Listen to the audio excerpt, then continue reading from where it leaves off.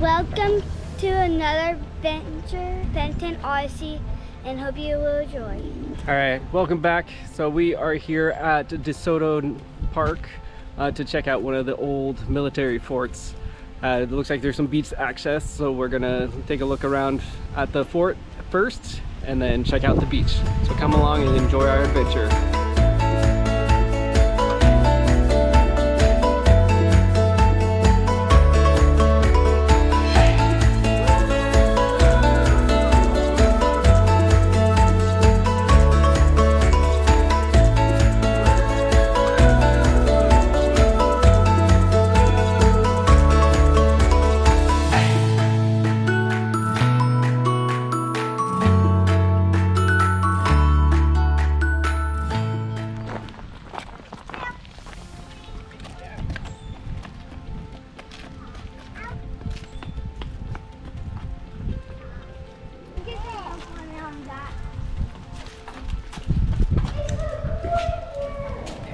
I don't know what that says.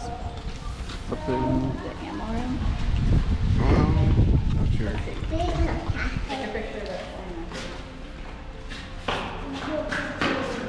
Old barracks. How far back does it go? I have no idea. No idea. Ooh.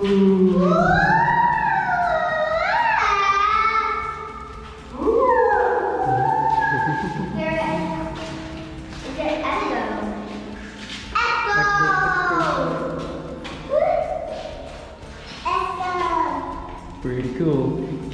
It's just air vent right here. And all of my kids used to be Go. better. Air vent. Look, they're all here. We used to have something like I put down here because there were holes that they filled in. Yeah, that's what it could have been. So was it the Spanish that made all this? No, I think this is an old World War II fort. Oh, that's nothing to do with that. No, it's just named after him. Oh, no entry to the stairway. But Oh man, 1898.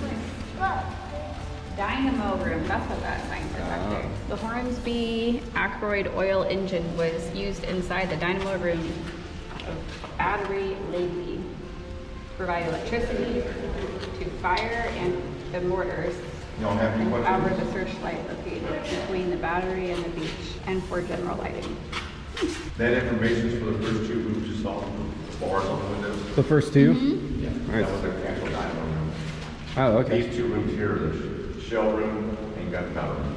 Oh, okay. Shell room and gunpowder room. And the two rooms were connected, and that this is the air conditioning for the gunpowder. The back wall of this room is gonna be 74 degrees year round. Really? It's underground. Technically, you got a 5-foot thick concrete ceiling, 14-foot sand on top. The sun never hits the concrete, so the back wall's gonna feel ambient ground temperature. And the walls were painted back, so the air's gonna go in, slowly gonna get to 74 degrees. Normally in Florida, it's gonna get down to 74 degrees. But the air is gonna be dehumidified by the concrete. So what goes into this room is the window. What's gonna come into this room, through that window, is gonna be 74 degrees and 35% humidity to catch the powder. We got a big chimney inside the room. Watch the big, the shooter, the vent for a chimney. And kids, y'all look right at the same day on. Go straight up, big 18-inch hole, big vent, and there's a wood door in this room back then. So that causes the chimney effect, or a draw, a natural draw. More and more stairs trying to go up, which means you gotta bring new air in and put your hand right here. Put your hand in the What do you feel? Cold air. Cool air. So it's gonna slowly come over that window and it keeps the gunpowder going. Normally there'd be about 3.5 tons of gunpowder in this room, and they're repeated 3 more times. And there's gonna be about 120 to 140 shells in the shell room. And the shell would be about this tall and weighs 1,046 pounds. That's bigger than you see them. That's a big bullet. It just a little bit. see these strips here? These are technically pieces of railroad track. So they put a railroad track across the ceiling, and then they attach the boards into it and pour the concrete on top of it. Huh. And none of this concrete has got rebar. This is pure concrete. There's no steel reinforcing the walls or the ceiling. So just as a comment, these pieces of railroad track are over 120 years old. There's really been no maintenance done to it. So young lady, how good are your eyes? Pretty good? What's above my head right here? Screws. Bolts. But look in the room. See the line of bolts? Yeah. Well, those bolts held another piece of railroad track, right? Long one piece of track, so it makes like a long trolley rail. And they're gonna clamp on this trolley that rolls on that there, and that trolley has got a block and tack or a chain fall. And that's how they picked up that 1,000-pound shell and brought it out here and would sit it on a big cart to roll the shell out with the gun. Oh. The board itself never had electricity. Oil lamps and windows. And all the buildings are made out of wood now. Wow, look at those. So were they firing that way? Or were they... No, I think they just kind of fire up and over towards the bay. Oh, those pretty yellow flowers in the corner. Kind of like a mortar. Yeah. This thing's huge.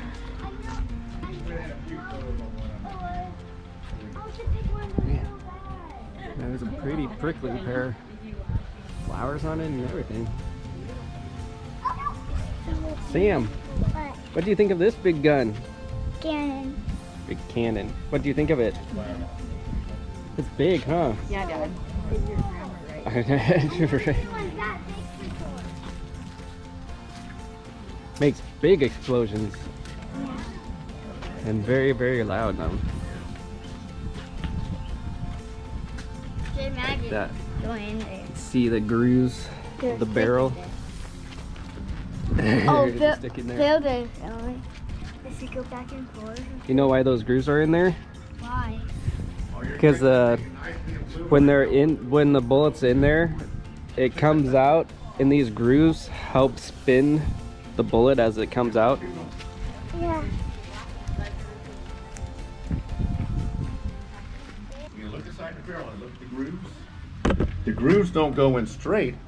They go in and slowly curve. See it? Oh, yeah. So when the bullet's fired, and when the bullet's fired, it causes that bullet to spin. On the same way as when you see somebody throw a football, they're trying to make that football spin perfectly so it goes farther and straighter. And when you go and make the bullet tumble, it doesn't go as far. Now, if you think about it, if this fired the bullet perfectly straight without that spin on it, believe it or not, that 1,000-pound shell is going to slowly want to tumble, because since it's slightly pointed on the front, the back end is a little bit heavier than the front end. So when you fire it, it's going to want to try to slowly get the heavy end front. So it's going to slowly try to spin over. Okay, so this prevents that from happening. Okay. How long did it take him to figure that out with cannons? This happened basically at the end of the Civil War. Yeah. When you start going away from cannonballs. All your weapons in the Civil War, not all, the majority of weapons in the Civil War are cannons, so they're front loaded, and you got to roll the bowling ball size, in there, so you don't have to worry about that because it's perfectly round. But once you start firing shells, you got to make sure that the pointed end doesn't, which is the lighter end, doesn't want to slowly flip out. So they have to. That's why rifling starts coming about. Now the early weapons that had shells in the Civil War, they didn't worry about it because they were fused.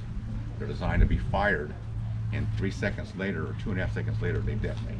They had a timing fuse on them, and that's why the different types of shells. Some are just exploding shells, some are grape shot, which are very ugly when they went off because they've got suddenly 30 or 40 marbles coming off at you and just tears people apart.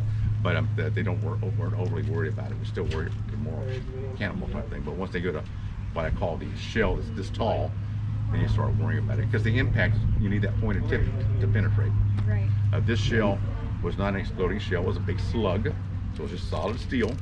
But this shell will go through about 6.5 to 7 inches of plate steel. Wow. But it was a penetrator. So That did is you have awesome. any questions, young lady? No, was that pretty cool? Yeah. Well, I got a question for you. Have you ever gone to any type of reenactment where you saw the old big dresses?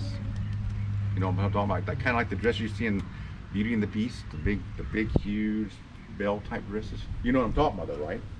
Yeah. If you ever get a chance to, and I'm gonna tell you this right now, you don't want to get dressed in them because it's a lot of weight. But if you ever go and look at stuff of that nature, let your mom describe what it would be like to get dressed up in that type of dress, because it wasn't any fun. How tall are you by chance? 5'4". Okay. Guess what? In 1900, the average grown man in the U.S. military is 5'4" and 145 pounds. The average adult female is 5 foot tall and 100 to 105 pounds. Really? People don't realize how much we've changed in 120 years. And that's because of diet. If you get hungry, how long do you have to wait to eat? You can go to your cabinet and grab something, right? Yep.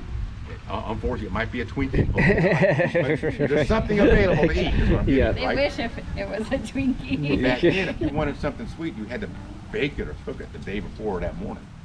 So you just didn't go to the grocery store and buy anything. So it was a case of where the diet was not supporting of getting much bigger than that for the average person. Yeah.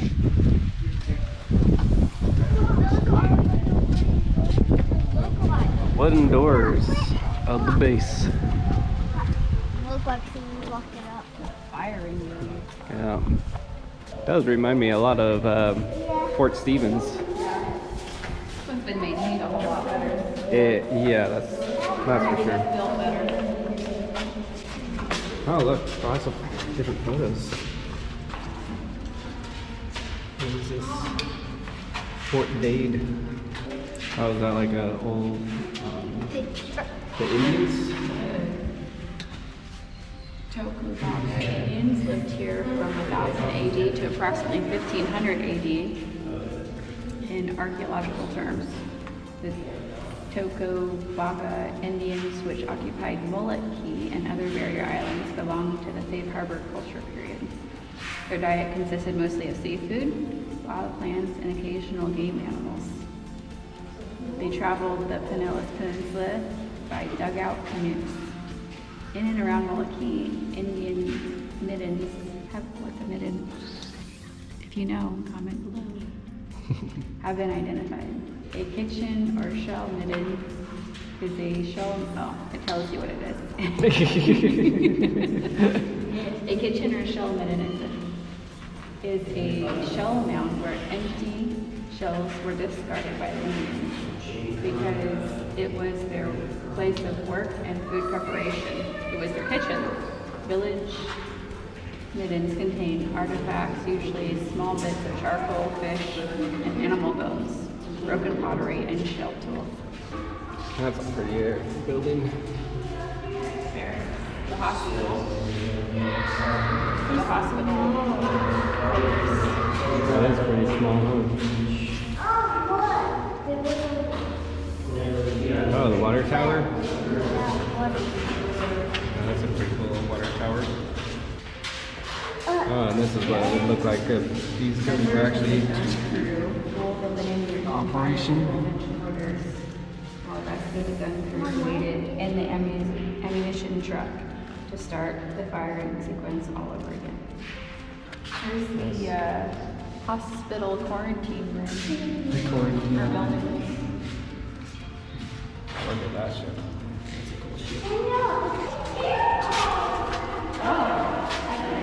Check it out. Wander the floor. Got some more of those tracks in this one. There's a jail snake thing back there. What do you think that is, Abby? But it looked like these connect Yeah. together. Oh, it looks like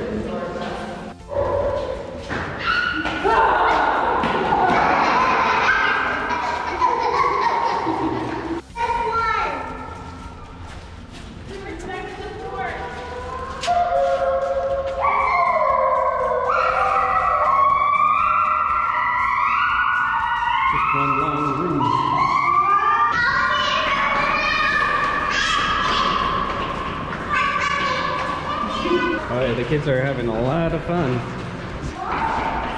Another ammo room.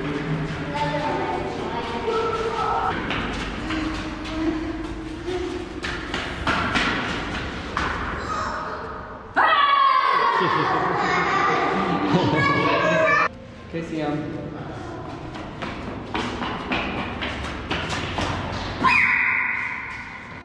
Can you remember what that hole is? Yep, an air vent.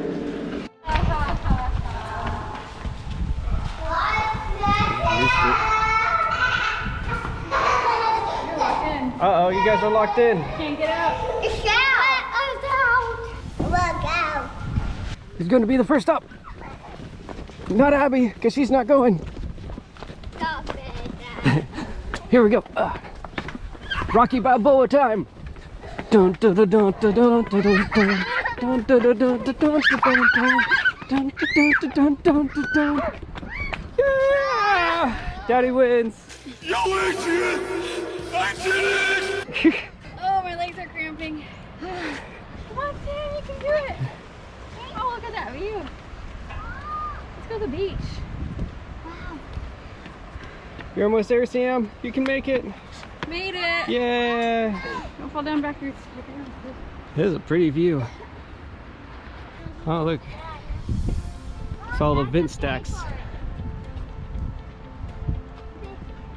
We're going to see where we are down there. The mortars. Another cactus. Another cactus. Oh, and all those pretty flowers.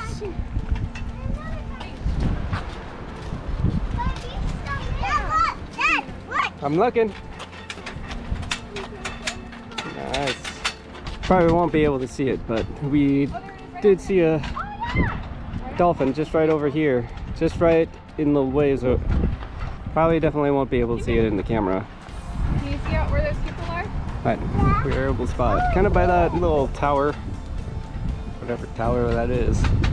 It's kind of heading that direction. Alright, stopping for lunch. Nuh-uh. Nope. I got my sandwich. Got pepperoni and cheese and It's sandwiches. good if you put this type of cheese with pepperoni. It tastes really good. We made it to the beach. Check this out. It's looks like old fort structure. It's in the water. That's pretty cool. Unfortunately, you can't climb up on it. I don't know if you would really want to. There's lots of barnacles on it, but that's pretty good, neat. Now we're heading to a little beach, or a little spot on the beach. We got the fishing pier there. Gonna be a pretty nice day. Got our little spot here. Changed in my swim trunks. I don't know. Not sure about going in the water quite yet. Haven't tested it out yet to see how cold it was or is. I don't know if you guys know if I filmed this or not, but that older guy that we were talking to at the fort, he was saying that he was in the military for 20 years. He was actually in the submarine division, so he spent like 4 years in total, like hour-wise, in a submarine. He said they actually worked on nuclear weapons on the submarine, so that was pretty cool, just to be able to speak to somebody that has experience and enjoys it, coming out here and teaching about the fort. So definitely learned a lot more than what we would have if we just walked through. So that was a lot of fun. Hope you guys enjoyed that. So there were some other areas around that we could have explored, but the kids were kind of over walking around. I kind of wanted to go around looking at some of the other areas too, but the kids didn't want to, so decided to go to the beach instead, which I'm totally fine with. I mean, how can you beat the beach? So we'll see what we end up doing here. All right, let's check out this water. See how cold it is. Whew. Yep. It's still pretty cold. But I do want to check out that area though. I might brave the cold to check out that. We'll see. I don't know. I guess it's kind of getting a little bit warmer once you get used to it. But check it out. That's like so pretty. There are people swimming. A couple people over there fishing in the water. I don't know. It is pretty cold for someone who's starting to get used to all this Florida heat. So, that's a pretty shell. So yeah, if I was living in Washington and came down to visit, you know, that might be pretty good swimming water. But things have changed. Kids has found a spot to play in the sand. Got a little corrosion cliff here. What do you think about that, Amy? I like it. Yeah, picking at the roots of the plants. And there's cactus up there too. Oh yeah, cactus on the beach. Prickly pear. Look at those flowers. Well, I guess they're buds right now, but it's pretty cool. Yeah, so I guess if let's see if we can't get a good view out of this. But if you guys can't kind of just get a reference. So we're on the beach right now. The fort that we were just at is just like right up there. So not too far away from the beach.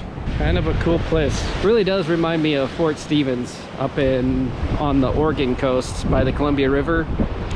It's kind of similar to this, but as Esther said earlier, not quite as maintained as this area here. And of course, the beach is not quite as nice up there, mainly because it's always cold. And you don't get the colors. But instead of having a fort that was in the water, they actually had a shipwreck. So that was pretty cool, having a shipwreck like right on the shoreline, just kind of like this actually. But just have a old, it really just had like the out support beams, I guess. I don't know what they're called, but those support posts of the bow pretty much was the last thing that was remaining of that shipwreck. And it wasn't like a military boat shipwreck. I think it was, I forget exactly what it was, but like a fishing boat, or like a bigger fishing boat, or like a kind of like a cargo boat, something like that. It was older. It's been there for quite a while, so but still pretty cool. The girls have gotten pretty Close to it. pretty far. But it collapsed on us. Yep, it collapsed. It took me so long to dig all the way down there. Yeah. Then all they had collapsed. And it took me so long to dig that. So we decided to put ours together. Yeah. Make one big hole. Yeah. Yep. Make sure you guys be careful with that. We know. Esther's out there cast netting, trying to get that bait fish to go fishing. Gonna try and explore this little area just a tiny bit. The water is very cold. Check that out. Got some steps. Thinking this might have been like a gun turret of some sort at one point in time. That's my best educated guess.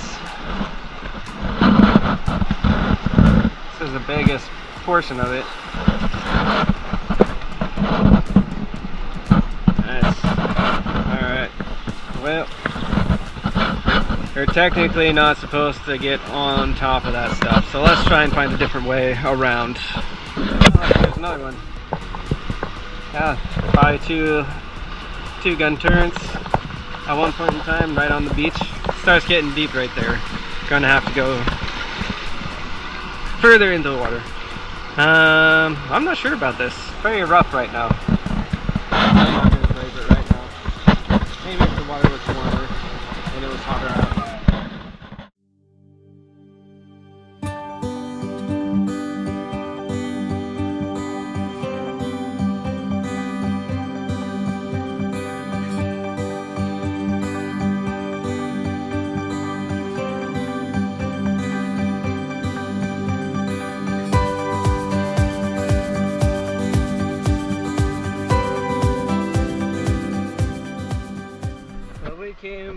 to these little rocks.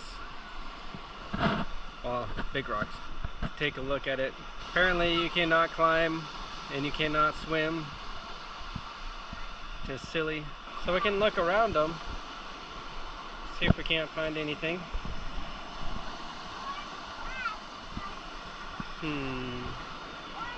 Found a rope. Rope right there. Not shells, that's for sure. Oh yeah, it is a pretty olive shell. Nice find, Abby. Dad, and I cannot even get it. Yeah, I figure it was probably going to be underneath one of those other rocks. See an enemy. Let me see.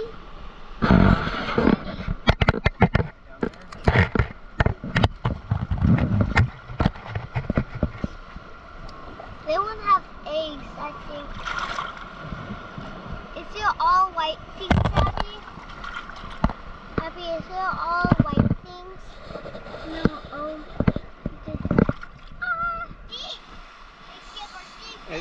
It's super deep.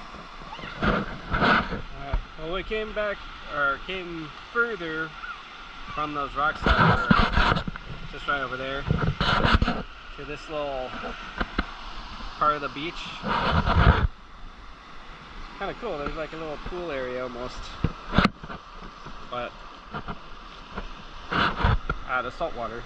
And up here is part of the other trail. See a couple of things. There's like a chimney stack or something, and over there's another something. I don't know what they are. I haven't been over there, so I can just see what I can from this point, but it's a beautiful area. Some of the historical aspects of the area. It's pretty cool, and I'd like to come back and actually do a camping trip down here, because they do have a camping area. So that would be a lot of fun to come out here, camp, and actually explore a lot of the actual trails in the whole complex. Because there's actually another beach that's on the other side of the park. So you can check out that too. So that would be a lot of fun if we could plan a trip out here sometime to do a camping trip. When that will be, I don't know. I think we're really close to Egmont Key too. If I'm not mistaken, I'm probably 80% sure. But I'm pretty sure this key right out here, I think that's Egmont Key. And I think that over there is going to be Anna Maria Island. Well, we decided to head out from DeSoto. We got a little hungry, so we went just down the road to Paso Grill Beach. There's a little concession stand out over here that apparently has really good fish tacos. I've never actually gone and had them, but Esther has, so she says they're really good. So that's what we're gonna do for dinner. Get some fish tacos and then enjoy the beach for a little bit while we're eating those tacos. But then after that, we're probably gonna just head home. Check this place out. So this is Paso Grill Beach. We've been here before, but this is a little concession stand. Got some live music. Got a little bench seat right here by the water. Come and just, beach is right there. How great is that? How can you beat that view? Or that view? I don't know. Abby found a live clam. It's cool. I think you throw it back. Yeah, don't let it clamp on you like the last one. It actually kind of did. Oh, it did? That's pretty, Emmy. That's very pretty. We got our food. Look at it. That looks good. Yeah. I'm excited. Is it good? I said it too. Yeah? I haven't tried it yet, but it looks really good. I'm excited. Were you trying to get all those clams back in the ocean? Yeah. Yeah. That's very nice of you, Abby. Trying to save a life. What about you, Amy? Were you throwing them back too? Yeah. Yeah. Well, all of us are enjoying our food. Really good. It is really good. Really good with a beautiful view. One of these seagulls took a taco out of Abby's hand. Yes. And she wasn't trying. Like this. Stole it. We're no feeding the birds because they like poop on the We country. didn't. It took it right out of her hand. Oh, really? She was eating it and it took it right out of her hand. They're vicious. They are. It was like a whole taco. Yeah. Sorry about that, guys. That's all right. Well, unfortunately, Abby lost a taco. Yeah. I'm super disappointed. Yeah. There's no holes in the taco here for you. I know. But luckily, we still have another. So it is what it is. Those birds are vicious. That's why they're called rats with wings. But oh well, we're still enjoying our food. Dinner is done. It was delicious. I am full. And if you ever come down to Paso Grill Beach, check out Paradise Grill, because their fish tacos at least are delicious. Yeah, but watch out for birds. They might take your fish tacos. Yeah, watch out for the seagulls. They'll take your tacos. Other than that, that does it for us today. We had a blast learning about the fort and just spending a day at the beach. So if you want to join the Odyssey family, make sure that you click the subscribe button, hit that notification bell so you don't miss any of our other adventures, and make sure that you comment down below so we can get to know you and answer any questions that you might have for us. In the meantime, make sure that you get out there, because the world's your backyard, and go have an adventure, no matter how small. Peace. Peace.